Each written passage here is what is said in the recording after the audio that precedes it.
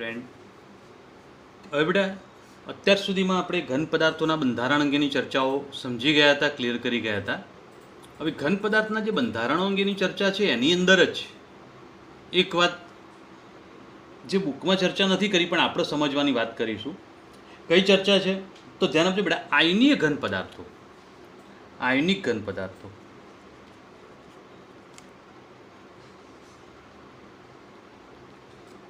તો આયનિક ઘન પદાર્થો હોય તો એવા ઘન પદાર્થો માટે શું ક્લિયર કરીશું તો બોલું, ધ્યાન આપજો બેટા.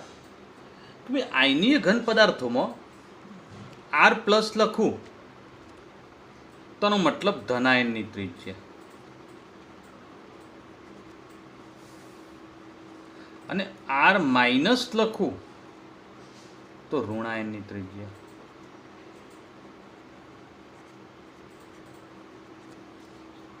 કમ્પ્લીટ. હવે R plus upon R minus તો ધનાયન અને ઋણાયનનો ત્રિજ્યાનો ગુણોત્તર કહેવાય. તો અહીંયા આગળ આપણે એના ગુણોત્તર માટે થોડી ચર્ચા સમજવી છે અને ચર્ચા ક્લિયર કરવી છે. ઓકે બેટા. તો અહીંયા આગળ ધ્યાન આપજો, ધનાયન અને ઋણાયનનો ત્રિજ્યાનો ગુણોત્તર. બીજું છે તેની ભૂમિતિ રચના અથવા રચના. ત્રીજી વાત આવે છે સવર્ગ આંક, અને ચોથી વાત આવે છે ઉદાહરણ. તો આયનીય ઘન પદાર્થો માટે આ થોડી વાત ધ્યાનમાં રાખજો. હવે ધનાયન અને ઋણાયનનો ત્રિજ્યા ગુણોત્તર 0.225 થી 0.41, મતલબ 0.22 થી 0.41 ની વચ્ચે ત્રિજ્યા ગુણોત્તર હોય તો એની ભૂમિતીય રચના જે બને છે એ ચતુષ્ફલકીય બનશે. ઓકે, એનું સવર્ગાંક 4 થશે. તો આવી પરિસ્થિતિમાં તેનું ઉદાહરણ આવશે ઝીંક સલ્ફાઇડ. બરોબર. તો એક આ પોઈન્ટ આયનીય ઘન પદાર્થો માટે ધ્યાનમાં રાખો. ઓકે. હવે બીજી એક વાત કરો, 0.41 થી 0.73 ની વચ્ચે હોય તો રચના બને અષ્ટફલકીય. બરોબર. અને અષ્ટફલકીય રચનાની અંદર કેવી વાત શું છે તો અહીંયા આગળ હું ચર્ચા કરું એ પ્રમાણે સવર્ગાંક 6 થશે. તો ઉદાહરણ આવશે NaCl. બરોબર. તો હવે એક વાત આપણ ક્લિયર કરી ગયા, સમજી ગયા. ચલો, 0.73 થી વધુ તો રચના કઈ બનશે તો સાદો ક્યુબિક બનશે. તેનું સવર્ગાંક 8 આવશે અને ઉદાહરણ બનશે સીઝિયમ ક્લોરાઇડ. તો અહીં જે વાત કરી, જે માહિતી ક્લિયર કરી ગયા એ પ્રમાણે આયનીય ઘન પદાર્થો માટેની આ ચર્ચા છે. જાણકારી માટે ધ્યાનમાં રાખજો. કોઈ બુકમાં કોઈ MCQ કોઈ પ્રશ્ન હોય તો આપણે એના ઉપરથી સોલ્યુશન કરી શકીએ. ઓકે બેટા. તો આ બાબત એક સમજી શકાય, ક્લિયર કરી શકાય એવી છે. હવે જે ટોપિક ઉપર ચર્ચા આગળ વધારવી છે એની અંદર વાત આવે છે ઘન પદાર્થોમાં અપૂર્ણતા.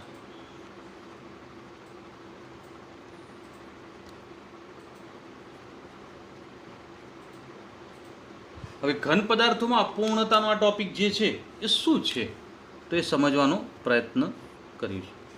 અત્યાર સુધી આપણે જે ચર્ચા કરી એ આખી ચર્ચા કોના ઉપર હતી બકા? ઘન પદાર્થોના બંધારણ ઉપર. કે ભાઈ ઘન પદાર્થોનું બંધારણ કેવું હોય. બરાબર. હવે જે ચર્ચાના વિષયની વાત આગળ કરવી છે, જેની અંદર વાત આવે છે કે બંધારણ તો દર્શાવી દીધું પણ એની અંદર ક્યાંય ખામી છે, કોઈ જગ્યાએ બંધારણમાં કંઈક ત્રુટિ રહી ગઈ છે, તો એ વાત આવે છે ઘન પદાર્થની અંદર અપૂર્ણતા. બરાબર. હવે આપણે એની કેટલીક ચર્ચા કરીએ, જે સામાન્ય ચર્ચા છે. થિયરિકલ આ મુદ્દો તૈયાર નથી કરવાનો. તો સ્ફટિકમય ઘન પદાર્થો આપણે લીધા હોય તો ઘન પદાર્થોમાં ઘટક કણોની ગોઠવણી નિયમિત હોય છે, છતાં પણ સંપૂર્ણ રીતે પૂર્ણ હોતી નથી. મતલબ ગોઠવણી નિયમિત છે. બરાબર. તો ગોઠવણી નિયમિતનો મતલબ ફલક કેન્દ્રિત છે, અંતઃ કેન્દ્રિત છે, સાદો ઘન છે. બરાબર. તો અહીંયા આગળ આપણે આ બધી રચનાઓની વાત કરી ગયા અને ચર્ચા ક્લિયર કરી ગયા, પણ છતાં એની ગોઠવણીમાં ક્યાંક ખામી રહી ગઈ હોય છે, ક્યાંક ત્રુટિ રહી ગઈ હોય છે, એટલે અપૂર્ણતા જોવા મળતી હોય છે. ઘન પદાર્થ ખરેખર શું છે તો ઘણી મોટી સંખ્યાની અંદર તે આગળ નાના નાના પરમાણુ અથવા અણુનું એક સમુચ્ચય છે. સમુચ્ચય એટલે સમૂહ. બરાબર. અને એ પરિસ્થિતિની અંદર તેમાં આવા મોટી સંખ્યામાં સમુચ્ચય બનતો હોય તો વચ્ચે ક્યાંક ખામી અથવા ત્રુટિ રહી જતી હોય છે. જો ઓછી સંખ્યાની અંદર સ્ફટિકો ગોઠવાયેલા હોય તો પણ એમાં ખામી અથવા ત્રુટિ રહેવાની શક્યતા બનતી હોય છે. ઓકે, તો આ ધ્યાન રાખજો. હવે આગળની વાત સમજીએ બેટા કે ઘન પદાર્થોની અંદર સ્ફટિકીકરણ ખૂબ ધીમા વેગથી થાય છે. મતલબ ધીમે ધીમે સ્ફટિકીકરણ થાય, ખૂબ ધીમા વેગથી સ્ફટિકીકરણ થાય ને આમ છતાં એમાં ક્ષતિ રહી જાય. આપણે ચેપ્ટરના શરૂઆતમાં એક વાત કરી હતી કે સ્ફટિકીકરણ ધીમે ધીમે થાય ને તો સ્ફટિક રચના બહુ વ્યવસ્થિત બને, અને જો ઝડપથી સ્ફટિકીકરણ કરીએ ને તો સ્ફટિક રચના વ્યવસ્થિત ના બને તો આ રચના અસ્ફટિકમય બની જાય. ક્લિયર કરી ગયા બેટા વાત આરી? તો એ જ વાત અહીંયા આગળ એક વાક્ય તરીકે રિપીટ કરી તો અહીંયા આગળ બોલ્યા કે ઘન પદાર્થોની અંદર સ્ફટિક રચના બનતી હોય તો સ્ફટિકીકરણ ધીમે ધીમે થાય છે, આમ છતાંય તેમાં ખામી અથવા ત્રુટિ રહી જાય છે. બરાબર? તો આમ છતાંય તેની ગોઠવણી અનિયમિત બની જાય છે. હવે આની અંદર જે ક્ષતિ બનતી હોય છે અથવા ખામી બનતી હોય એમાં ક્ષતિના બે પ્રકાર છે. તો એક ક્ષતિ આવે છે બિંદુ ક્ષતિ, અને એની અંદર જ બીજી ક્ષતિ આવે છે રેખા ક્ષતિ. બરાબર? તો ક્ષતિના બે પ્રકાર, બિંદુ ક્ષતિ અને રેખા ક્ષતિ. તો હવે ધ્યાન આપો બેટા, બિંદુ ક્ષતિ કોને કહેવાય? પહેલી ક્ષતિ જે છે એના વિશે પ્રાઇમરી માહિતી મેળવીએ. બિંદુ ક્ષતિ એટલે શું? તો સ્ફટિકમય ઘન પદાર્થ જે બનતો એની અંદર પરમાણુઓ અથવા બિંદુની આજુબાજુની ગોઠવણી અનિયમિત બને. મતલબ તમે આ ગોઠવણી બનાવી,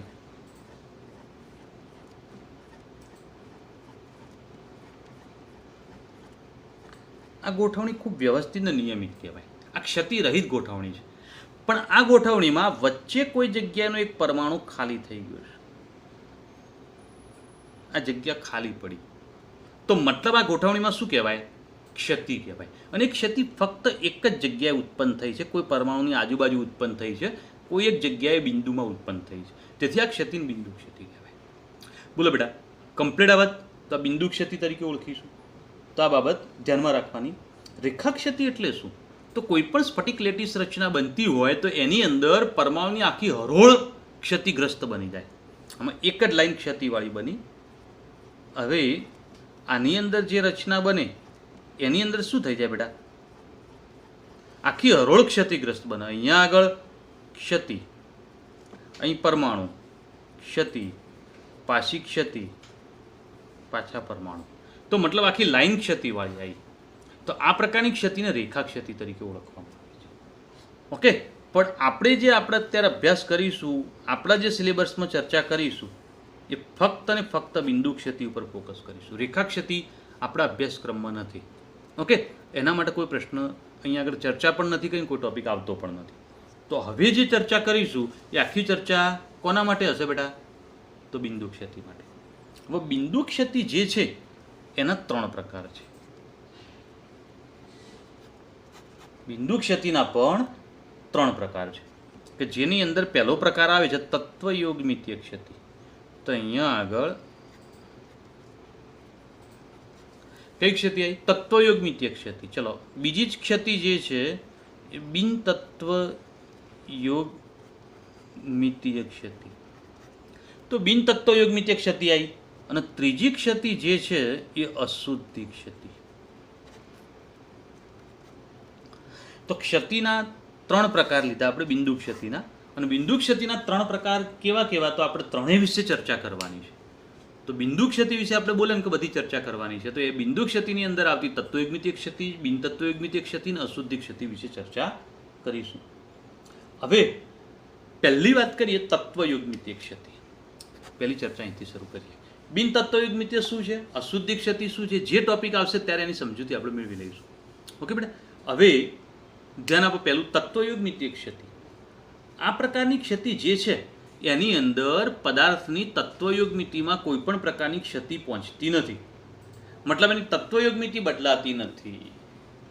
દાખલા તરીકે આયનીય ઘન પદાર્થ હોય તો એના આયનોમાં દાખલા તરીકે સોડિયમ ક્લોરાઇડ છે તો Na+ અને Cl- ની સંખ્યામાં 500 Na+ હોય અને 500 Cl- હોય તો ક્ષતિ ઉત્પન્ન થાય. તો Na+ જો 498 થઈ જાય તો Cl- પણ 498 જ રહે. આનો મતલબ શું થયો? બંનેની સંખ્યા ઘટી, વચ્ચે ખાલી જગ્યા પડી, પણ એ ખાલી જગ્યામાં એક Na+ નીકળે, સામે એક Cl- નીકળી જાય. તો મતલબ એની તત્વયુગ્મિત્ય પ્રમાણ જળવાઈ રહ્યું. જુઓ, જેટલા Na+ રહ્યા હતા એટલા Cl- આવી ગયા. ઓકે, હવે આ પ્રકારની તત્વયુગ્મિત્ય ક્ષતિ જે છે એની અંદર બીજી એક વાત કરી બેટા કે આ પ્રકારની ક્ષતિને આંતર અથવા ઉષ્માગતિકીય ક્ષતિ પણ કહેવામાં આવે છે. હવે આંતર અથવા ઉષ્માગતિકીય ક્ષતિ તરીકે ઓળખવામાં આવે તો આ ક્ષતિ વિશે હવે આપણે ચર્ચા કરીએ અને સમજવાનો પ્રયત્ન કરીએ. હવે આ ક્ષતિના બે ભાગ પડે છે. કયા? તત્વયુગ્મિતિક ક્ષતિના બે ભાગ પડે છે. તો બરોબર ધ્યાન આપજો. અહીંયા આગળ બિંદુ ક્ષતિ, બિંદુ ક્ષતિના 3 ભાગ પાડ્યા આપણે. હવે તત્વયુગ્મિતિ ક્ષતિ, તત્વયુગ્મિતિક ક્ષતિના બે ભાગ પડશે. કયા કયા? તો એની અંદર વાત કરીશું બેટા. તો એના અંદર બે ભાગ પડે તો જે રિક્ત અથવા અવકાશીય ક્ષતિ ને બીજી આંતરાલીય ક્ષતિ. તો રિક્ત ક્ષતિ બરાબર અને બીજી આવે છે આંતરાલીય ક્ષતિ. હવે આ તત્વયુગ્મિત્ય ક્ષતિની અંદર આ બે ભાગ પડ્યા તો એને સમજવાનો પ્રયત્ન આપણે કરીશું અને ચર્ચા ક્લિયર કરીએ. હવે આ કોના માટે આવે? તો બિનઆયનીય ઘન પદાર્થો માટે.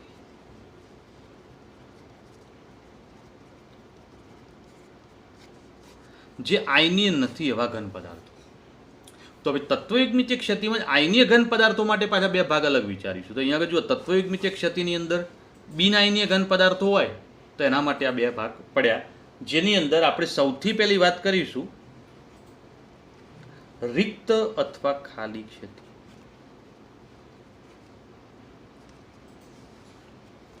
હવે રિક્ત ક્ષતિ કોને કહેવાય, ખાલી ક્ષતિ કોને કહેવાય, તો એ માટે ચર્ચા કરીએ કે આ પ્રકારની ક્ષતિની લેટિસ રચનાની અંદર કેટલાક સ્થાન ખાલી હોય છે. બરાબર, તો એના કારણે આ ક્ષતિને રિક્ત ક્ષતિ, ખાલી ક્ષતિ અથવા અવકાશીય ક્ષતિ તરીકે ઓળખવામાં આવે છે. તો આના માટે બીજો એક શબ્દ પણ વાપર્યો છે. કયો? અવકાશીય ક્ષતિ. પણ વ્યાખ્યામાં શું બોલે બેટા? એની સ્ફટિક રચના જે બનતી હોય એમાં કેટલાક સ્થાન ખાલી હોય. બરાબર, અને કેટલાક સ્થાન ખાલી હોય તો એના કારણે આ ક્ષતિ તરીકે ઓળખવામાં આવે છે. હવે પહેલાં સમજી લઈએ કે કેટલાક સ્થાન ખાલી હોય તો રચના કેવી બને. તો સ્ફટિક રચના સમજીએ.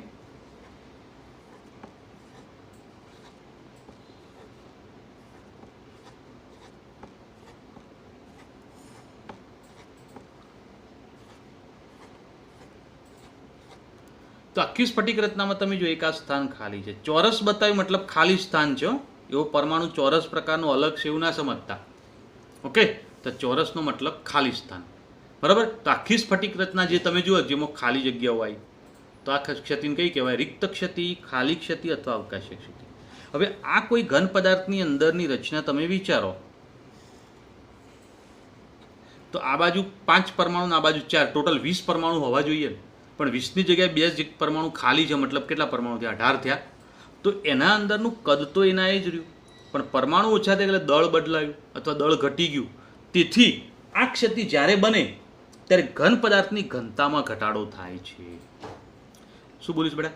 ઘન પદાર્થની ઘનતામાં ઘટાડો થાય છે. મુદ્દા હું લખતો નથી અહીંયા આગળ, તમને પેમ્ફલેટ આપ્યું છે તો એની અંદર બધા મુદ્દા લખેલા છે પ્રમાણે, પણ મુદ્દા દરેકે દરેક મુદ્દો સમજાવી દઉં છું. ઘનતા કેમ ઘટી ખબર પડી ગઈ? ક્લિયર? ઓકે, તો ઘનતા ઘટવાનું કારણ તો આખી આ સ્ફટિક રચનામાં 20 પરમાણુ હોય છે, એની જગ્યાએ 18 જ છે. તો કદ તો એના જ રહ્યું, વચ્ચેથી જગ્યા ખાલી થઈ ગઈ તો વજન ઘટી ગયું. તો ઘનતા બરાબર દળ ભાગ્યા કદ. ઓકે, કદ એના એ રહ્યું અને દળ ઘટી ગયું તો ઉપરનું પદ ઘટે તો ઘનતા ઘટી જાય. તો એની ઘનતામાં ઘટાડો થાય છે. બરાબર, તાપમાન વધવાથી આ ક્ષતિ વિકસી શકે છે. મતલબ તાપમાન વધે એમ ક્ષતિ વધી શકે છે. કેમ કે તાપમાન વધે તો ખાલી સ્થાન કદાચ વધી જાય તો ક્ષતિમાં વધારો થાય છે. બોલો, આ ક્ષતિની જે ચર્ચા કરી એમાં કોઈને કોઈ મુશ્કેલી બેટા? ઓકે, તો રિક્ત ક્ષતિ વિશે ચર્ચા કરી ગયા. બીજી પ્રકારની ક્ષતિ જે આવે છે એને આંતરાલીય ક્ષતિ કહીશું. હવે આંતરાલીય ક્ષતિ શું છે તો એને સમજવા માટે પણ અહીંયા આગળ એક આખી રચના દર્શાવીએ અને સમજીએ. પહેલી વાત સમજી લે બેટા કે આ ક્ષતિમાં કેટલાક ઘટક કણો આંતરાલીય સ્થાનમાં દાખલ થઈ જાય છે. કેટલાક ઘટક કણો ક્યાં જતા રહે? આંતરાલીય સ્થાનમાં, મતલબ ખાલી જગ્યામાં જતા રહે. તો એના કારણે એક પ્રકારની ક્ષતિ ઉત્પન્ન થાય છે. તો અહીંયા આગળ જોતા જઈએ બગા કે આંતરાલીય સ્થાનમાં જતા રહે તો શું થશે?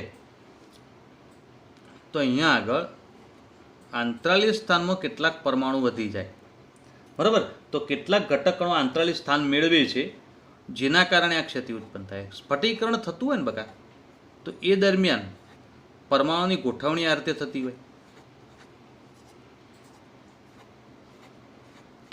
હવે નોર્મલ રચના તમે જુઓ કે આવી છે, ઓકે, 5 ને 4 20 પરમાણુ હોવા જોઈએ, પણ એની જગ્યાએ વચ્ચે વચ્ચે આંતરાલીય સ્થાનમાં ક્યાંક ક્યાંક વધારાના પરમાણુ આવી જાય. તો એટલા જ કદમાં 20ની જગ્યાએ 22 પરમાણુ આવ્યા, તો કદ એને આવી રહ્યું, દળ વધી ગયું, કારણ કે પરમાણુની સંખ્યા વધી તો ઘનતા વધી જાય. તો આંતરાલીય ક્ષતિ ઉત્પન્ન થતી હોય તો ઘન પદાર્થની ઘનતામાં એટલે કે એના ઘનત્વમાં વધારો કરે છે. તો ઘન પદાર્થની ઘનતા વધી જાય છે. ક્યારે? આંતરાલીય ક્ષતિ બને ત્યારે, બરાબર? તો અવકાશીય ક્ષતિમાં ઘનતા ઘટે, આંતરાલીય ક્ષતિમાં ઘનતા વધે છે. બોલો બેટા, વાત ક્લિયર કરી? ખ્યાલ આવ્યો? આખી તત્વયુગ્મિત ક્ષતિમાં આપણે કોની ચર્ચા કરી છે? બિન આયનીય ઘન પદાર્થોની, મતલબ જે આયનીય નથી એવા. હવે આવા પ્રકારની ક્ષતિ, જે રિક્ત ક્ષતિ હોય અથવા પછી આંતરાલીય ક્ષતિ હોય, તો આપણે કોની અંદર જોઈ ગયા? બિન આયનીય ઘન પદાર્થોમાં જોઈ ગયા.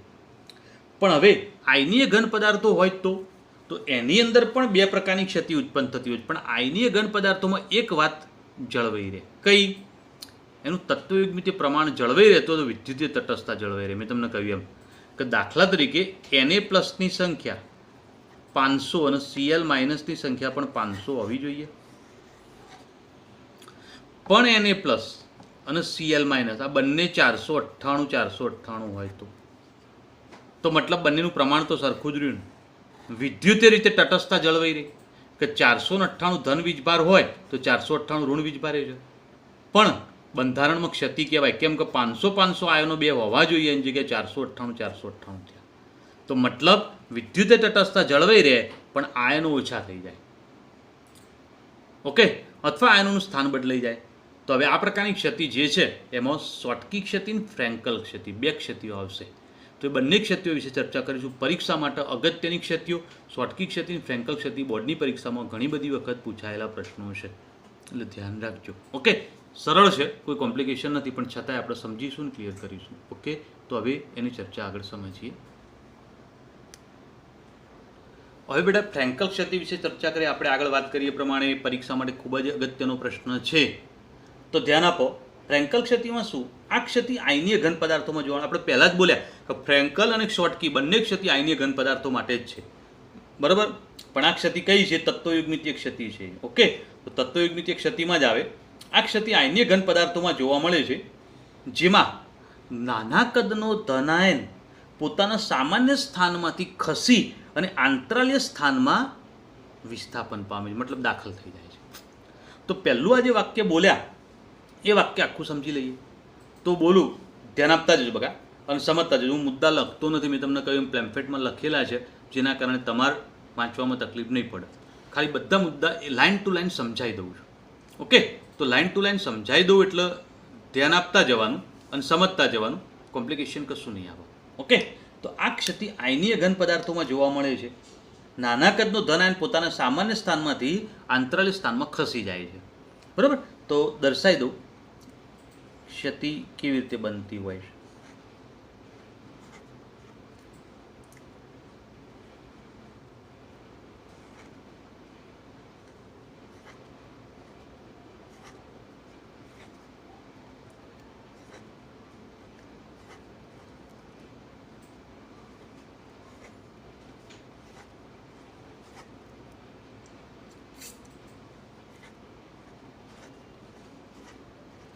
બુકમાં દોરી એવી એક્ઝેક્ટ આકૃતિ ગોખીને દોરવી એવું કંઈ જરૂરી નથી. ઓકે બેટા, હવે મેં આ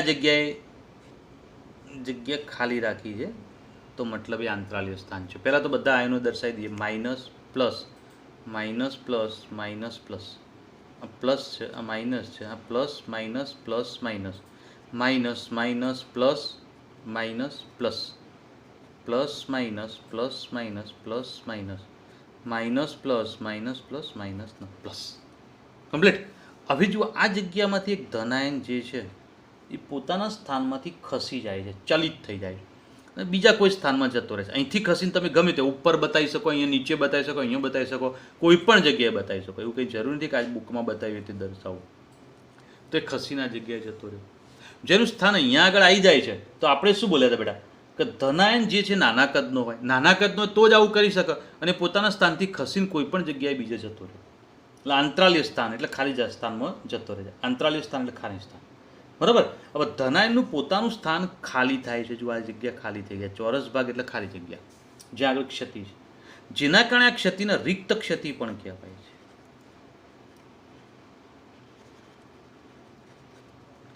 કઈ ક્ષતિ કહીશું? રિક્ત ક્ષતિ. ખાલી જ થાય એટલે રિક્ત ક્ષતિ તરીકે ઓળખીશું. હવે એક જગ્યામાંથી ક્યાં ખસ્યો? આંતરાલીય સ્થાનમાં ખસ્યો ને, તેથી આ ક્ષતિને આંતરાલીય ક્ષતિ પણ કહેવાય. બોલો, આ વાત કરીએમાં કોઈ મુશ્કેલી બેટા? તો આ ક્ષતિને આપણે આંતરાલીય ક્ષતિ તરીકે પણ ઓળખી શકીએ છીએ. હવે ફ્રેન્કલ ક્ષતિ જે છે, બરાબર, એને વિસ્થાપન ક્ષતિ પણ કહે છે.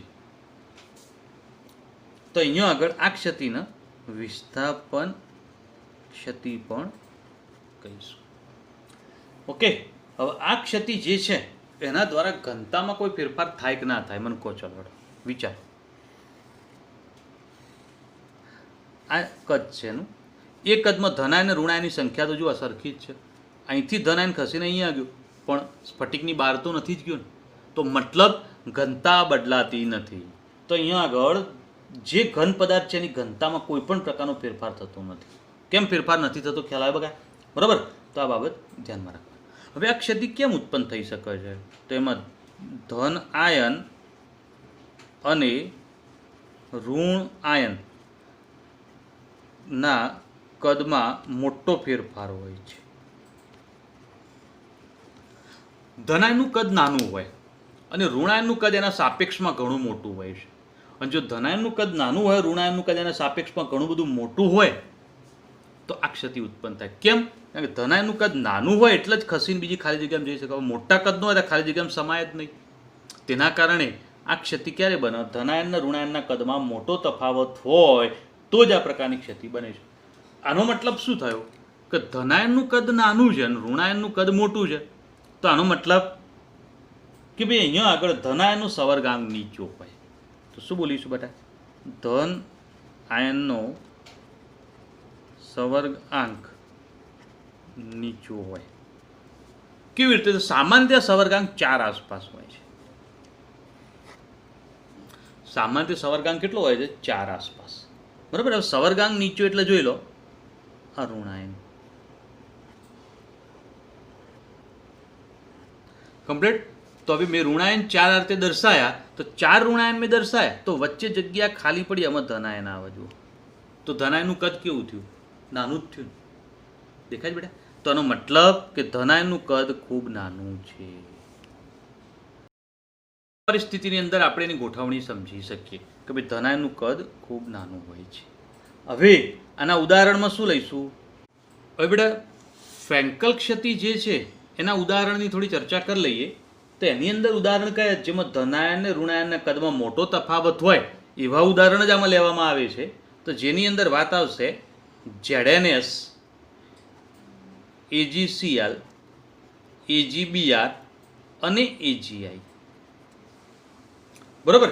કે જેની અંદર Zn2+ અને Ag+ નાના કદના આયનો છે. તો બંને કેવા છે? તો નાના કદના આયનો છે. અને નાના કદના આયનો હોય તો આપણે એની સ્પષ્ટતા આ રીતે ક્લિયર કરી શકીએ. બોલો, કોઈ મુશ્કેલી બેટા? ઓકે. હવે આની અંદર એક વાત ધ્યાન આપો બેટા કે ભાઈ AgBr વાળું ઉદાહરણ ફ્રેન્કલ અને સ્વાટકી બંનેમાં આવે છે. તો બોર્ડની પરીક્ષામાં આના ઉપર આધારિત એક પ્રશ્ન પૂછાયેલો છે. બરાબર. તો ધ્યાન આપજો, બોર્ડની પરીક્ષામાં કયું એવું ઉદાહરણ છે જે સ્વાટકી ફ્રેન્કલ બંને ક્ષતિ ધરાવે છે? તો AgBr. ઓકે. તો આ પોઈન્ટ ધ્યાનમાં લઈ અને ચર્ચા કરજો. તો નેક્સ્ટ ચર્ચા સમજીએ. હવે સ્વાટકી ક્ષતિ વિશે ચર્ચા સમજવી છે. બરાબર. તો સ્વાટકી ક્ષતિ શું છે? તો ધ્યાન આપતા જજો અને સમજતા જજો. હવે સ્વાટકી ક્ષતિ વિશે ચર્ચા કરવાની, તો ધ્યાનમાં રાખજો. પહેલાં તો સ્વાટકી ક્ષતિ છે શું? તો આ ક્ષતિ મૂળભૂત રીતે આયનીય ઘન પદાર્થો રિક્ત ક્ષતિ પ્રકારની ક્ષતિ છે. રિક્ત ક્ષતિ મતલબ ખાલી જગ્યા હોય એવી, બરાબર. તો ખાલી જગ્યા કેવી રીતે બનતી હોય છે? તો આ ક્ષતિની અંદર ધનાયન ઋણાયન બંનેનું પ્રમાણ સરખું હોવાના કારણે તે વિદ્યુતીય તટસ્થતા જાળવી રાખે છે. જેટલા ધનાયન એટલા જ ઋણાયન. મેં આગળ વાત કરી હતી કે ભાઈ 500 હોવા જોઈએ એની જગ્યાએ 498 ધન હોય તો 498 ઋણ જ હોય. તો એવું આમાં પણ બનતું હોય છે. તો બંનેની અંદર વિદ્યુતીય તટસ્થતા જળવાઈ જ રહે છે. એટલા માટે જ આપણે એને તત્વયુગ્મિતીય ક્ષતિ કહીએ છીએ, બરાબર. તો હવે સ્ફટિકી ક્ષતિ જે છે એ કઈ રીતે ઉત્પન્ન થતી હોય છે તો હું દર્શાવી દઉં બેટા, થોડી સમજૂતી આપી દઉં, ધ્યાન આપજો કે આ ક્ષતિ જે છે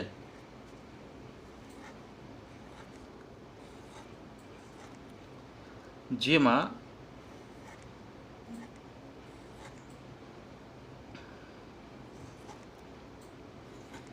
જેટલી સંખ્યામાં અહીંથી ધનાયન ઓછા થયા હોય એટલી જ સંખ્યામાં ઋણાયન પણ ઓછા થાય.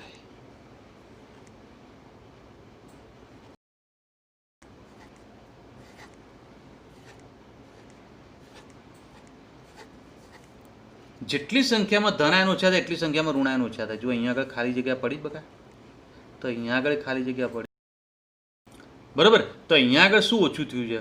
તો ધનાયન ઓછો થઈ ગયેલો છે. તો અહીંયા આગળથી ઋણાયન ઓછો થઈ ગયો છે. તો કોઈ એક જગ્યાએથી ધનાયન દૂર થાય તો એના આખા સ્ફટિકમાં બીજી કોઈ પણ એક જગ્યાએથી ઋણાયન દૂર થાય. તેના કારણે આ ક્ષતિ જે બને એને સ્ફટિક, બરાબર. તો બોલો, સ્ફટિકી ક્ષતિ માટે આ વાત કરીએ, તેની કુલ સંખ્યા સરખી રહે. કુલ સંખ્યા સરખી રહે મતલબ જો અહીંયા આગળ કેટલા ક્લિયર કરીશું તો અહીંયા આગળ જે વાત કરીએ એ પ્રમાણે જેટલા ધનાયન છે એટલી જ સંખ્યામાં ઋણાયન છે. કારણ કે એક ધનાયન દૂર થયો, સામે એક ઋણ દૂર થઈ ગયું છે, તો એની સંખ્યામાં કોઈ ફરક ના પડ્યો. પણ આખો આ ઘન પદાર્થ આપણે લીધો, આખો આ સ્ફટિકમય ઘન પદાર્થ આપણે લીધો, એ સ્ફટિકમય ઘન પદાર્થની અંદર તમે જોશો કે એની ઘનતા ઘટે છે. કેમ ઘનતા ઘટે? કારણ કે આટલા જ કદમાં ધનાયન ઋણાયન ઓછા થઈ ગયા અને એટલી જગ્યા ખાલી પડી વચ્ચે, તો ઘનતામાં ઘટાડો થઈ જાય છે. ઓકે બેટા, તો આ બાબત ધ્યાન રાખો. હવે આ ક્ષતિ જે છે એ સંખ્યા અર્થસૂચક હોય છે, મતલબ સંખ્યા એની અંદર બહુ ઇમ્પોર્ટન્ટ છે. અંદરથી આ ભાગ નીકળી જાય છે. તો સોડિયમ ક્લોરાઇડ માટે આ ક્ષતિ વિશે સમજવાનો પ્રયત્ન કરીશું, બરાબર. તો અહીંયા આગળ આપણે સમજીએ તો કઈ રીતે કે સોડિયમ ક્લોરાઇડની અંદર એક ક્યુબ, જો ઓરડાના સોડિયમ ક્લોરાઇડ લીધેલો હોય તો 1022 NaCl હોય તો એની અંદર 1016 એક સ્ફટિકી ક્ષતિ હોય છે. તો કુલ કેટલા હોય? 1022. અને જો કુલ 1022 હોય તેમાં 1016 એક સ્ફટિકી ક્ષતિ હોય. તો આનો મતલબ શું થયો બેટા? કે 1022 માં 10⁶ સ્ફટિકી યુગ્મો હોય. કુલ સ્ફટિકી યુગ્મો કેટલા હોય? 10⁶. 22 માંથી 16 બાદ કરો તો 10⁶ થઈ જાય. એક સાદી સરળ વાત કરીએ, ચલો, બરાબર. 10,000 NaCl ના અણુઓ છે. ઓકે, તો આનો મતલબ શું થયો? 1000 એક સ્ફટિકી છે તો 10⁻³ એક સ્ફટિકી. તો કેટલા થયા બેટા આમાં? કુલ સ્ફટિકી યુગ્મો કેટલા? તો 10,000 એટલે 10⁻⁴ કહેવાય, બરાબર. 10⁻⁴ માં 3 બાદ કરી દો તો 10⁻⁴ બરાબર 10 સ્ફટિકી કહેવાય. તો સીધી વાત થઈ ગઈ. જુઓ કે 10,000 કુલ NaCl છે, 1000 એક સ્ફટિકી, તો 2000 2, 3000 3, 4000 4, તો 10,010 આવું. તો ક્લિયર, 10,010. તો 10⁻³ એક સ્ફટિકી છે. તો 10,010 થયા કેવી રીતે ખબર પડી? 10⁻⁴ માંથી 10⁻³ બાદ કરી દીધી તો 4 માંથી 3 ગયા એટલે 10⁻1 વધી. તો આમાં એ જ વાત આવે ને હવે કે કુલ NaCl 10⁻22 હતા, 10⁻16 એક સ્ફટિકી, અહીંયા જ કર્યું એવી રીતે 10⁻³ એક સ્ફટિકી. તો કેટલું પ્રમાણ આવે?